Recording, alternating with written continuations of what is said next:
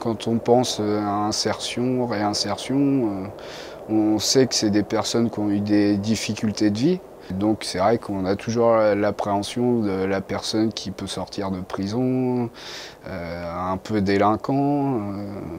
C'est vrai que moi je me suis posé la question aussi.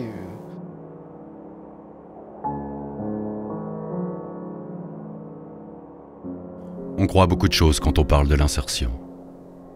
On croit qu'elle s'adresse aux inadaptés, aux exclus, aux illettrés. On croit qu'il s'agit de dépendants, sans envie, sans motivation. On croit au travail assuré, au travail facile, sans compte à rendre. On peut croire que c'est de l'insertion et que ça doit être des trucs faciles, quoi. Que la personne lambda va pouvoir le faire. Et c'est pas le cas. Ah bah non, il vient d'une boîte d'insertion, voilà. Il est dépendant, il vient que pour l'argent, il veut que ça, et voilà, il va repartir aussitôt. C'est des cas spéciaux, c'est... voilà. Et en fin de compte, je suis arrivé ici et j'ai vu que c'était carrément différent. J'ai rencontré des personnes travailleuses qui ont envie de s'en sortir, de trouver un métier, un emploi.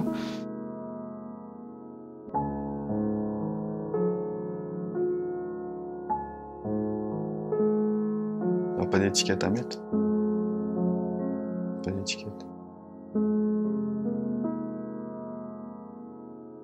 Une fois que la fragilité s'installe, c'est très compliqué de retrouver l'emploi en fait. Il y a des gens qui sont très très bien, qui ont eu une faiblesse à un moment ou qui ont eu quelque chose, et puis la spirale c'est vite enchaîné. Quand il y a les réunions de famille, que chaque année on pose la question, bah, tu fais quoi maintenant? J'avais plus envie de rien. Je restais chez moi. J'étais au chômage.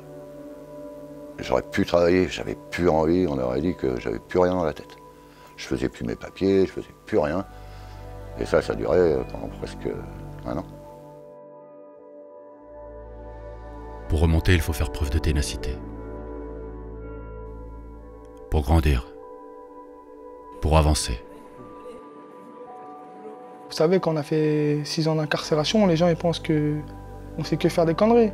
J'aimerais bien en fait repartir en arrière, retourner à l'école et puis me dire non, j'ai déjà fait le con une fois, recommence pas, mais malheureusement je peux pas.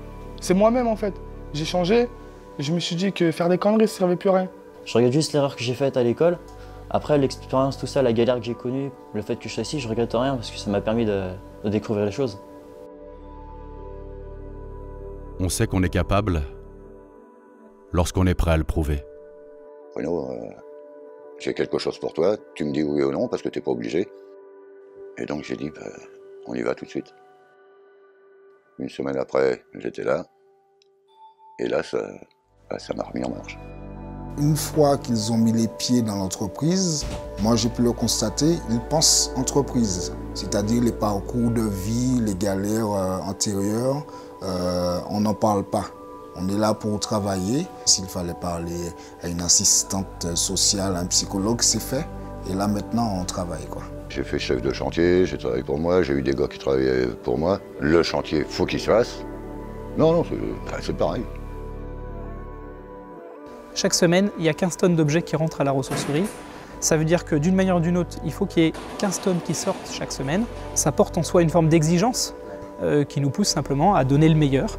Il y a un certain nombre d'employeurs qui aujourd'hui font confiance à la ressourcerie parce qu'ils savent comment on travaille, parce qu'ils ont embauché des personnes et que quand on embauche quelqu'un qui a été chauffeur-livreur à la ressourcerie, ça tient la route derrière.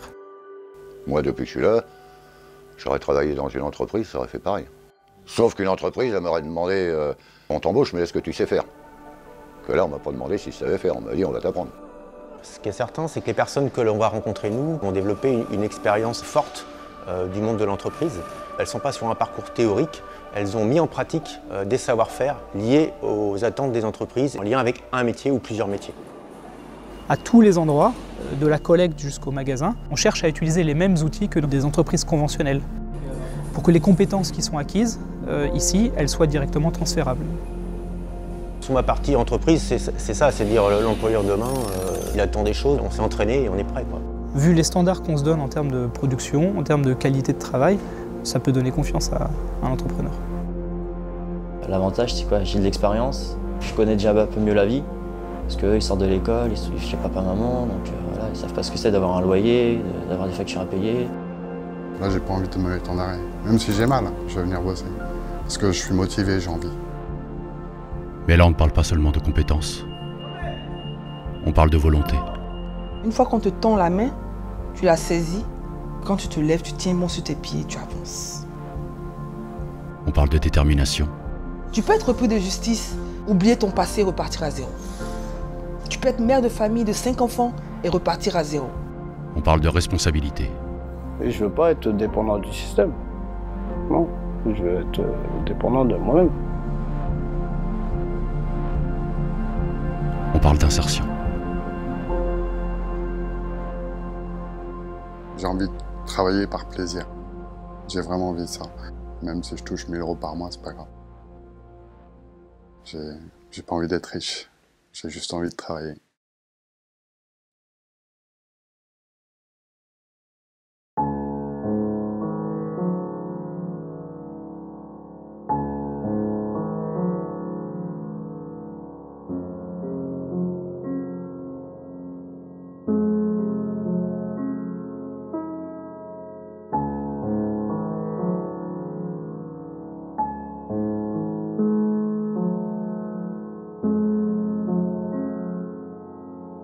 Thank you.